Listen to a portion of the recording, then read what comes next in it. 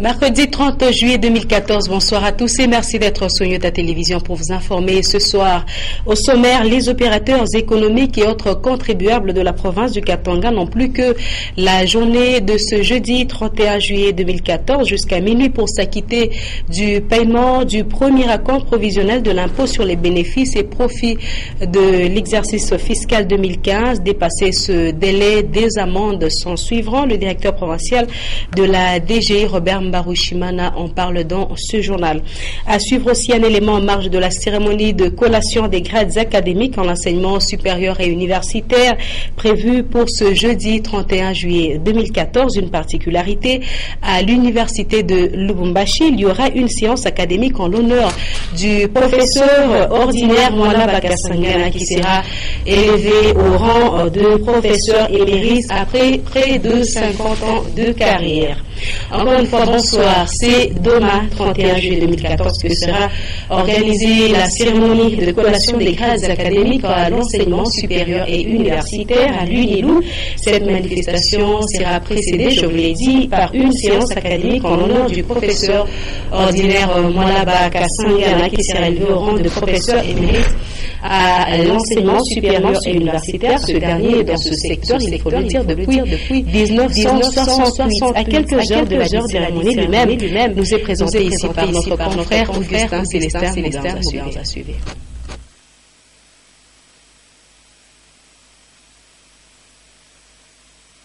Éméritat, c'est le dernier grade dans notre ascension professionnelle.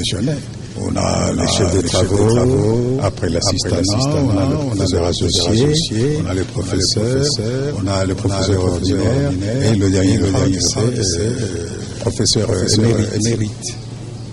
Et j'ambitionne d'accéder justement à ce dernier grade, si possible, si Dieu le veut bien, demain. Être émérite, ce n'est pas prendre sa retraite, loin de là. On continue à œuvrer, voyez-vous. On a toujours des cours, peut-être le volume horaire est réduit, mais on continue à travailler pour l'alma mater. Ce n'est pas un départ en retraite. J'ai été engagé jeune assistant en 1967-68. Faites le compte, vous verrez bien que j'ai presque une cinquantaine d'ancienneté. Le plus grand souvenir, c'est d'abord ma propre jeunesse. Moi, je pense que je n'ai jamais été heureux que quand j'étais étudiant. Tous les souvenirs que je garde de cette époque-là, je crois que c'est les plus merveilleux. Ma vie d'étudiant, ça a été une vie complète, gaie, éclairée, assidue, avec des amis du campus, avec des maîtres très très attentifs. En tout cas, c'est le meilleur souvenir pour moi. Et on reste à l'enseignement supérieur et universitaire pour dire que chaque année académique, les étudiants insolvables de l'université protestante de Lubumbashi, UPL, organisent des marches pour que les autorités de la place leur accordent une mesure de grâce, mais très souvent, ils sont à la base des troubles de l'ordre public et procèdent à des casses au sein de leur institution. Une analyse de Maurice Mazel. Le spectre de malaise social plane chaque année académique à l'université protestante de Lubumbashi. Cette institution universitaire de l'église protestante de la Corée organise 3 facultés, à savoir la théologie, l'informatique et les sciences de l'information et de la communication. Cette prestigieuse université protestante de Lubumbashi a un comité de gestion constitué d'un recteur, d'un vice-recteur, d'un secrétaire administratif, d'un secrétaire académique, d'un appariteur, d'un comptable et des doyens des facultés. À l'inscription, les étudiants payent environ $200 comme première tranche. Mais avant la première session de juillet, ils payent la seconde tranche. Les frais académiques avoisineraient $300 américains. Au lieu de payer au guichet d'une banque de la place, la plupart d'étudiants qui ne réunissent pas du tout la totalité de la première tranche préfèrent remettre la modique somme qu'ils détiennent soit à l'apparitora ou à un personnel académique qu'ils jugent influent. D'autre part, beaucoup n'arrivent pas toujours à solder les frais académiques. Quoique conscients de leur insolvabilité, les étudiants de l'université protestante de Lubumbashi, lorsqu'ils constatent qu'ils risquent de perdre l'année académique, ils s'adonnent à des casses et créent un désordre généralisé. Ils ignorent que partout au monde, les études universitaires ont un prix. Sans se gêner, à travers des marches qu'ils organisent, ils revendiquent même quand il ne le faut pas. L'université reste néanmoins un lieu par excellence où les cadres du pays sont formés. Le directeur provincial de la DGI Katanga, je vous l'ai dit, Direction générale des impôts, a lancé un message de sensibilisation aux opérateurs économiques et autres contribuables de la province afin que ces derniers s'acquittent du paiement du premier acompte provisionnel de l'impôt sur les bénéfices et profits IBP de l'exercice 2015.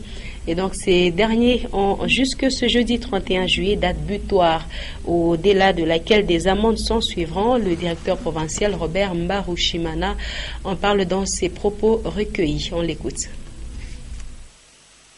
Nous avons pensé rappeler aux opérateurs économiques, contribuables de la province du Katanga, les obligations fiscales en matière de paiement du premier acompte provisionnel de l'exercice 2015 et revenu 2014.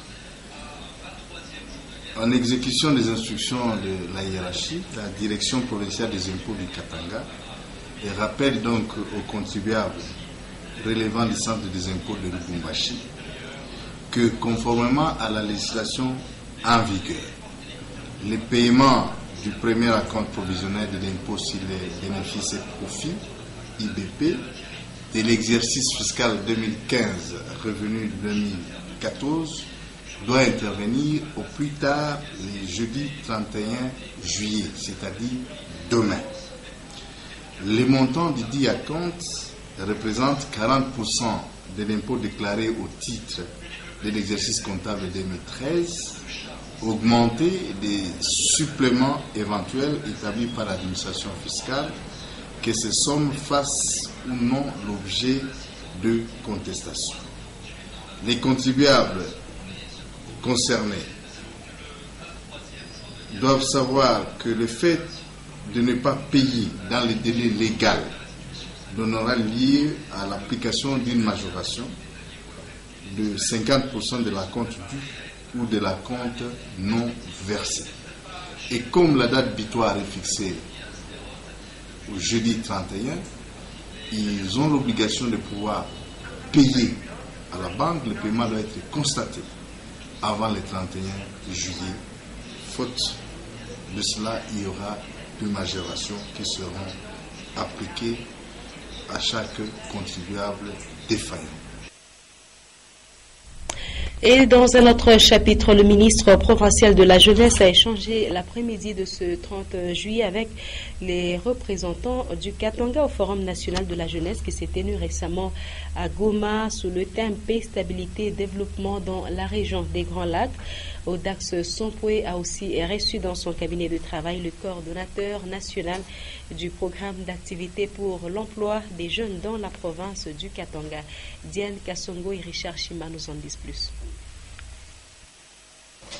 Nicole Kapinga et Charles Mouéou sont les deux jeunes du Katanga qui ont représenté la province au Forum national de la jeunesse qui s'est tenu en début du mois de juillet à Goma dans le Nord Kivu. Ils ont fait la restitution de cette conférence régionale sur la paix, la stabilité et le développement dans la région des Grands Lacs au ministre provincial de la jeunesse Audax Sompoué. Tous ces jeunes des 12 pays membres de la CIRGL ont après les travaux formulé des recommandations. Celles-ci ont été relayées au Katanga par les deux représentants.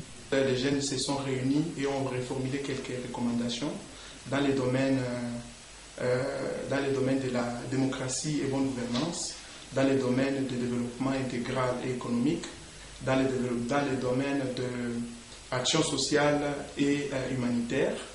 Et enfin, c'était dans les domaines d'entrepreneuriat des jeunes. En fait, nous avons retenu les quelques recommandations, entre autres, c'était donner l'accès aux jeunes au crédit. Et une autre recommandation, il était question que les jeunes puissent prendre part au projet d'investissement de nos gouvernements, élaborer des projets de caractère général où les jeunes devraient se retrouver en ce qui concerne l'emploi. Comme vous le savez, la RDC, selon la politique nationale de la jeunesse, a seulement 4% de l'emploi formel. Le ministre de la Jeunesse s'est également entretenu avec le coordonnateur national du programme d'activité pour l'emploi des jeunes dans la province du Katanga. Modeste Mutombo Kiamakosa est venu, entre autres, remercier le ministre Audax Sompoué de l'attention accordée au projet de coopération délégué dans le cadre du programme indicatif de coopération. Il était accompagné de l'évaluateur du dit projet. Le monde célèbre ce 30 juillet 2014 la journée internationale de l'amitié instituée par l'Organisation des Nations Unies depuis 2011 pour promouvoir l'amitié entre les peuples, pays, nations, les cultures et les individus. Mais très souvent en Afrique, l'amitié est une relation acceptée entre personnes de même sexe et très souvent mal vue entre hommes et femmes. Un sujet de Karine Kabongo et Félicien Kassongo. Certaines personnes ne vivraient jamais sans amis, d'autres ne pourront jamais vivre avec les autres. Et pourtant, personne ne sait exactement en quoi consiste vraiment l'amitié. Est-ce simplement un sentiment qui lie quelqu'un à quelqu'un d'autre? Si oui, alors nombreux ont été déçus. L'amitié, c'est pas une chose là, sérieux. L'amitié, bon, moi j'ai déjà connu, donc beaucoup de déceptions à partir des amis.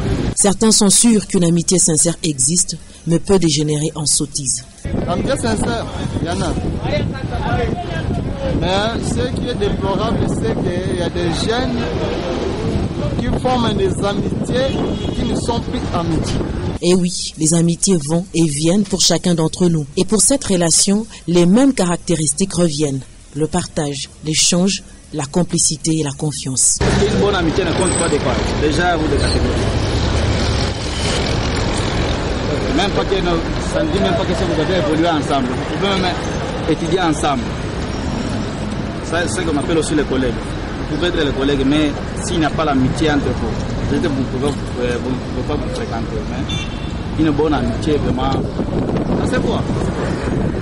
Ainsi, l'amitié existe bien pour certains, tandis que pour d'autres, ce sentiment ne sert qu'à cacher une relation trop intime.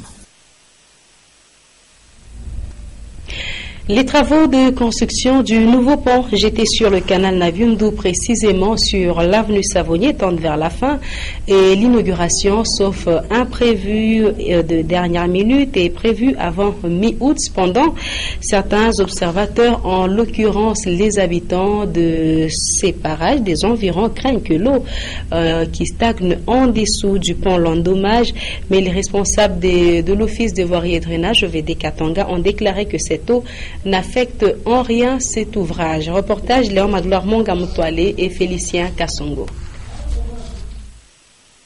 Selon les prévisions des techniciens de l'Office de voirie et drainage, le pont jeté sur l'avenue Savonnier, non loin de l'arrêt Tulipier, pourra être réouvert au trafic d'ici le 10 août prochain. En attendant, certains petits travaux de finissage s'y effectuent et presque chaque jour, les ouvriers sont visibles sur le chantier. En dessous de cet ouvrage, l'on constate aussi que petit à petit, le bois de coffrage placé pour soutenir la base du pont commence à être immergé dans l'eau. Cette même eau du canal touche aussi les piliers du pont. Et pour la direction technique de l'OVD, cette eau qui stagne sous le pont n'a aucune conséquence sur sa rigidité et que par contre, cette humidité le rend encore plus stable. Les usagers de ce tronçon, quant à eux, ont déjà compris le bien fondé de ces travaux et continuent à prendre leur mal en patience. Bon, hakuna problème. L'essentiel est que les travaux ici. L'essentiel il faut batengeneza buki. À l'ouverture du trafic sur ce pont, les embouteillages à répétition enregistrés sur la chaussée de Kasenga, parallèle à l'avenue Savonnier, diminueront tant soit peu, rendant ainsi fluide la circulation des véhicules vers le quartier Bel Air et la commune Rouachi. Et on va rester sur les routes pour dire que les accidents de la route se comptent actuellement en grand nombre à Lubumbashi. Plusieurs causes sont évoquées, c'est notamment l'excès de vitesse, l'ivresse au volant, le manque de respect du code de la route. Et très récemment, l'on a parlé de l'attitude des agents de la police de circulation routière sur les routes. La chasse aux conducteurs, il faut le dire, est aussi l'une des causes. Linda Lukalou, Bankutu, Sylvain Tambay. Les agents de la police de circulation routière sont devenus incontournables sur les artères de la ville de Lubumbashi. Leur présence rassure les conducteurs et même les piétons. Avec cet afflux des véhicules à Lubumbashi, nul n'ignore le rôle ou l'importance des services que rend la PCR. Cependant, ces mêmes agents occasionnent des accidents sur la route, surtout ceux qui utilisent les motos. Leur véritable chasse aux conducteurs en cas d'infraction occasionne des accidents sur nos routes déjà étroites. La situation devient pire lorsque le conducteur se retrouve à hauteur des feux de signalisation. À noter également le phénomène d'État qui prend de l'ampleur et qui préjudicie les conducteurs. L'on se demande quelle est la valeur d'un pneu au vu de la quête menée par les agents de régulation sur les routes. Aux conducteurs également de respecter le code de la route, même si les routes sont muettes. En fouillant un motard, les conducteurs mettent d'importantes vies humaines en danger. Et pour terminer, le département des renseignements généraux au commissariat de la province vient de mettre la main sur le présumé auteur du meurtre de Madame Annie Mouyandi.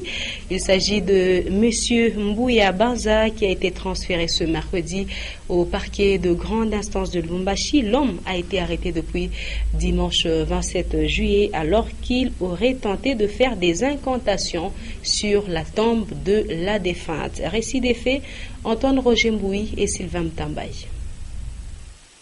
Il s'appelle Mbouya Banza, l'homme sur qui les éléments du département de renseignements généraux, commissariat de la province, ont mis la main dimanche 27 juillet 2014.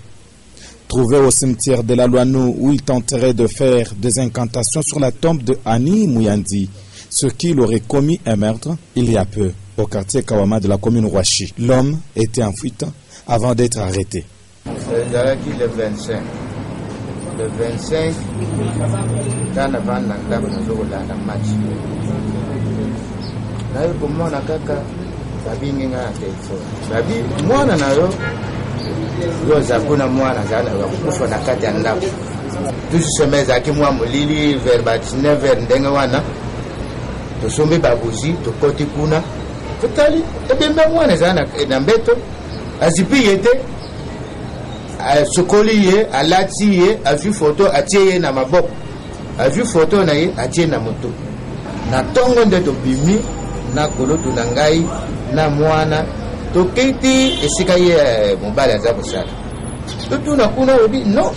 Baizalaki awa na mwasi na ye vendredi. Mwasi na ye avandi awa na bito bino ko vandi. Ndenge nini, aye kokufa si longtemps mwasi azaki, sa bonne santé. Je lui dis, mais oui, qu'on a l'anda pour ça. Mais tu dis l'anda. À quel point fait ce message, au lieu de s'en aller, tu l'as dit, tu n'as pas peine. À t'indiquer message à la fille. Tu as vu le bail de Yepsana. Ngana monier le temps talinga asutuki. Afongo monokika asalika zela to sola ngana di nazara kama usula na yote. Telema kapeso sawana.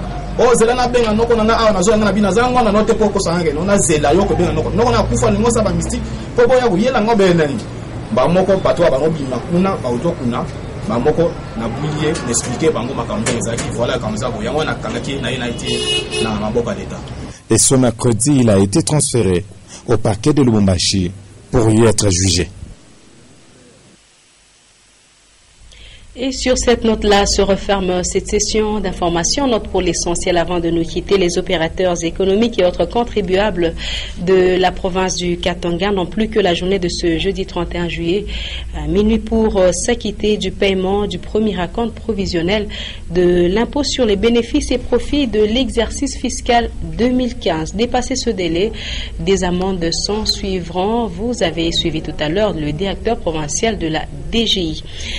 Il était également question d'un élément marge de la cérémonie de collation des grades académiques à l'enseignement supérieur et universitaire prévue pour demain, jeudi 31 juillet 2014. Une particularité, à l'université de Lubumbashi, il y aura une séance académique en l'honneur du professeur ordinaire Mwalaba Kasangana qui sera élevé au rang de professeur émérite après près de 50 ans de carrière. Madame, Monsieur, c'est la fin complète de ce journal de 19h sur Nyota Télévision.